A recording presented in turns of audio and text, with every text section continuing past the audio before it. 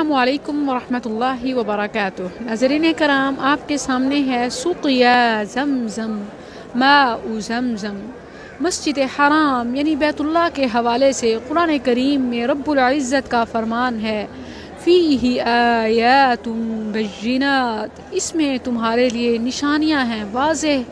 انہی نشانیوں میں سے ایک نشانی ماء زمزم، زمزم واٹر ہے۔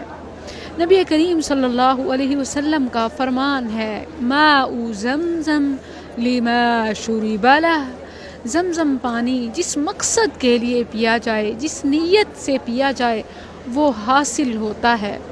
تو پانی پینے کے جو آداب ہیں، بسم اللہ پڑھ کر پئیں، اور پھر دائیں ہاتھ سے پئیں، اور پھر پینے کے بعد الحمدللہ پڑھیں، اور رب العزت سے جو دعا مانگیں کہ اللہ ہمیں سکون قلب عطا فرما، ربنا آتنا فی الدنیا حسنہ وفی الآخرۃ حسنہ وقنا عذاب النار۔ انشاءاللہ اللہ رب العزت آپ کی دعا ضرور قبول کرے گا۔ وہ صحت ہو، وہ شفا ہو، وہ تمام چیزوں کی خیر ہو، اللہ دعا ضرور قبول کرتا ہے، کیونکہ میرے نبی کا فرمان کبھی جھوٹ نہیں ہو سکتا، ماء زمزم لما شرب لہ، زمزم کا پانی جس مقصد کے لیے پیا جائے وہ حاصل ہوتا ہے۔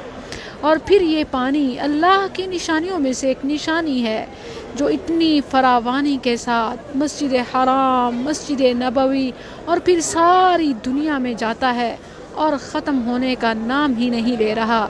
فیہ آیات بینات۔ السلام علیکم ورحمۃ اللہ۔